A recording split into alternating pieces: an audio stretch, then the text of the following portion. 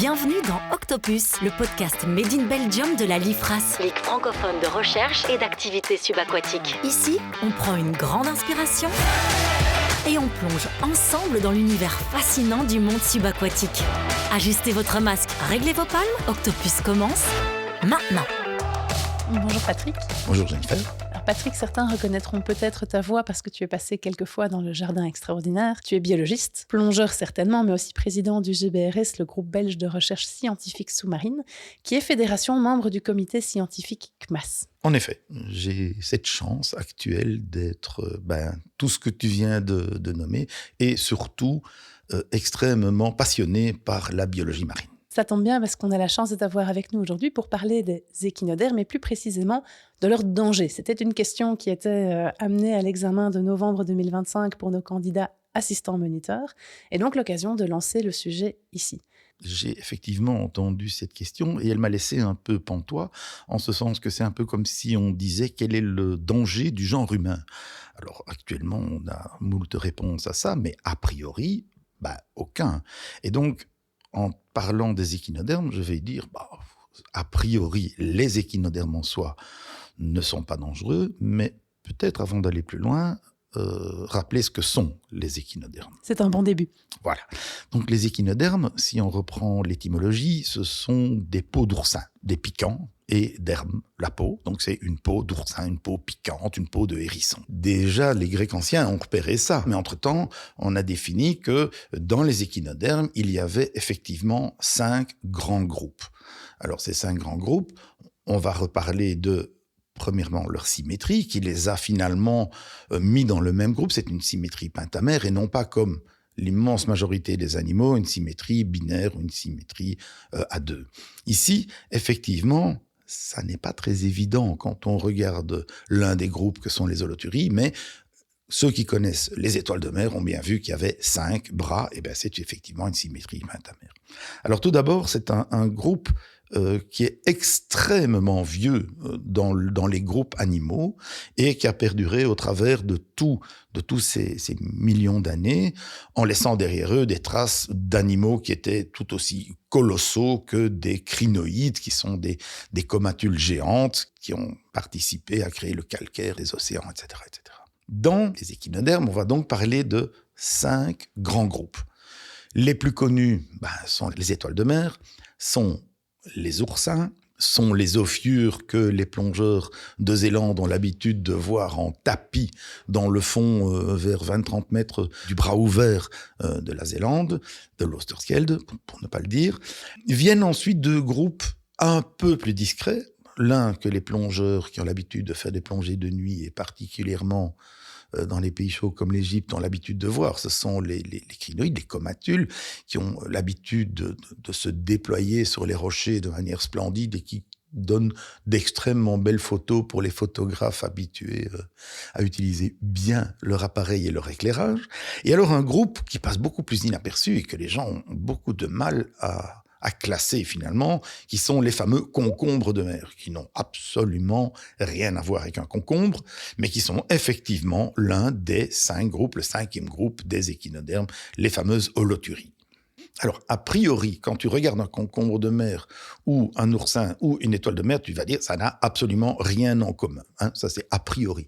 Alors, bien sûr, le biologiste a été voir autre chose que simplement l'aspect extérieur. Et lors de l'embryogénèse de ces animaux, effectivement, ils passent tous par une phase embryonnaire où on peut voir des caractéristiques communes comme la fameuse symétrie pentaradiaire. Donc par embryogénèse, tu veux dire le développement de l'animal depuis son stade œuf ou larve jusqu'au stade adulte. C'est ça. La larve de à peu près tous ces 5 grands groupes passe à peu près tous par le même stade où on peut là voir effectivement que c'est un échinoderme, c'est-à-dire une symétrie pentaradiaire, alors que quand on regarde clairement une holothurie, ça n'est pas évident. Par contre, on peut objecter la chose aussi sur les oursins. Un oursin, ça a l'air rond, ça a l'air absolument non symétrie pentaradiaire. Ce n'est pas vrai. Quand on regarde un test d'oursin, un test, c'est quoi ? C'est son squelette interne que l'on trouve parfois dans le sable. C'est généralement très joli. Et bien là, c'est absolument clair qu'on a une symétrie pentaradiaire. Et est-ce que ces différents groupes ont des caractéristiques communes autre que leur symétrie pentaradiaire qui peut nous intéresser dans le sujet ici du jour? Il y a une chose qui reste à peu près valable pour tous les groupes, peut-être pas les ophiures, quoique je n'en ai jamais mangé, c'est que ça reste allergisant. C'est-à-dire que aussi bien les oursins et les petits pédicelles qu'il y a entre les aiguilles des oursins. Qu'est-ce que les pédicelles?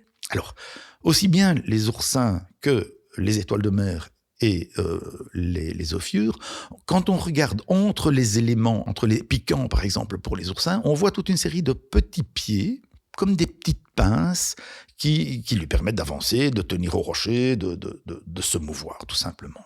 Ben, ces petites pinces peuvent aussi, pour défendre la bête, nous piquer. Alors nous, avec notre grosse peau d'homme, on n'a pas des grands risques excepté des irritations, mais pour d'autres animaux, c'est particulièrement, ce n'est pas venimeux au sens propre du terme, mais allergisant, et donc ça crée des problèmes. Ces pédicellaires pourraient donc provoquer plus d'irritation ou de problèmes que les piquants en eux-mêmes, qui sont plus longs? Le genre humain, tout le monde est toujours curieux d'aller toucher avec quoi? Avec nos mains.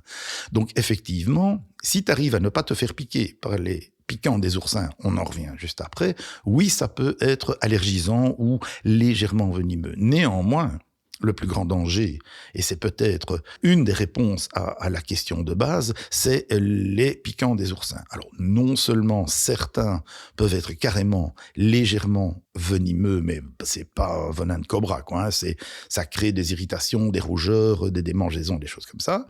Mais le pire, c'est que ces piquants d'oursins, généralement, sont cassants, cassent dans la peau, voire un peu plus profond dans la peau, et peuvent créer à ce moment-là de vraies inflammations qui, elles, peuvent être un peu plus graves. Pourquoi? Tout simplement parce qu'ils ne se sont pas lavés les piquants avant de nous piquer. Et donc, on va introduire dans notre corps des substances qui pourraient provoquer des allergies ou d'autres problèmes, quoi. En termes de venin, il me semble qu'il y a quand même des représentants de ces espèces qui peuvent être peut-être plus dangereuses. Je pense notamment à la couronne du Christ qu'on peut voir en Égypte, qui peut occasionner des piqûres très très douloureuses. Tout à fait. Alors, la fameuse couronne du Christ ou acanthaster est effectivement l'un des, et on va dire même peut-être l'échinoderme le plus dangereux de tout le lot. Pourquoi? Parce que effectivement, les piquants sont chacun extrêmement venimeux et l'un peuvent occasionner non pas la mort, mais des douleurs, vomissements, nausées et très très très très grandes douleurs, surtout malaise et grandes douleurs. Ce n'est pas la seule, mais c'est vraiment la plus représentative. À côté de ça, toutes les autres étoiles de mer sont quasi inoffensives. Et donc, on a les oursins, les étoiles de mer représentées par l'acanthaster ici comme étant très dangereuses, mais on a quand même encore un dernier groupe qui a l'air de rien. On en avait parlé tout à l'heure, c'est le fameux concombre de mer ou holoturie. On dit, mais bon, ça ne va pas vraiment être très agressif vu son état. Mais non, ça n'est pas très agressif, sauf que, de nouveau, l'homme étant bien curieux, il va peut-être avoir envie de manipuler ces concombres de mer. Et ce concombre de mer est susceptible de émettre une espèce de filament qu'on va appeler tubule de Cuvier, très précisément. Ces filaments, on va dire, qu'est-ce que c'est? Il y a des filaments qui sortent. Qu'est-ce qu'il y a? En fait, il y a une toxine dedans, l'holoturine, qui, elle, est, de nouveau, pas mortelle, pas dangereuse, mais extrêmement allergisante et peut occasionner de problèmes, et notamment de graves problèmes si on se touche les yeux après. Voilà, en gros, la réponse que j'apporterai à la question du danger des échinodermes. Il y a, grosso modo, pas grand-chose. On va rarement se faire attaquer par un échinoderme, c'est pas très agressif, c'est pas très mobile non plus d'ailleurs, mais il y en a qui sont raisonnablement dangereux. Donc on peut revenir à cette règle du plongeur éco-responsable qu'on transmet à nos plongeurs, qui est toujours, finalement, de ne pas toucher. Ne touche pas à ça, regarde avec tes yeux, prends des photos, et surtout, tu ne touches pas. Non seulement parce qu'on risque, nous, un certain danger, mais il y a aussi ce côté protection de l'espèce qui a des moyens de défense efficaces pour, normalement, ses prédateurs. Donc si on casse des piquants, si on provoque l'évacuation des tubules de Cuvier de l'holoturie, quelque part, on risque de les mettre aussi en difficulté dans leur milieu. Alors, en difficulté, peut-être pas, mais on va les affaiblir. Donc peut-être oui en difficulté, mais de toute façon, si on casse des piquants et qu'on en casse beaucoup, oui, il va devoir en recréer de nouveaux, il va devoir se redéfendre, l'oursin. Ici, l'holoturie, si on l'a si on la stresse au point qu'elle émette ces tubules de Cuvier, elle va elle-même s'affaiblir parce que, bon, d'accord, elle n'en meurt pas, mais elle doit les recréer pour se défendre une fois suivante. Alors ça a servi une fois de manière inutile pour ses prédateurs à elle, puisque c'était face à un homme, mais effectivement, on ne doit pas, comme tu disais très très bien, touche pas à sa petite con, regarde avec les yeux et pas avec les mains. Voilà, un excellent précepte pour absolument toutes les espèces et toutes les plongées. On a évoqué les risques à toucher. Il y a des espèces qui représentent aussi des risques alimentaires. Et je sais que certains plongeurs aiment bien faire une classification personnelle de ça je mange, ça je ne mange pas. Est-ce qu'il y a des éléments à apporter à ce sujet? Alors, il y a 2 dangers. Parce qu'on peut parler de ce qui se mange. Alors, les étoiles de mer, les ophiures, les crinoïdes, je n'en connais pas beaucoup. Les oursins, bien sûr, certains mangent non pas l'oursin en tant que tel, mais les ovaires de certaines femelles d'oursins. Donc ça veut dire qu'en gros, on en tue 1 sur 2 pour n'en manger qu'un. Donc ça, c'est pas bon ni pour l'espèce, parce qu'elle va disparaître à terme si on continue à chasser de manière complètement éhontée.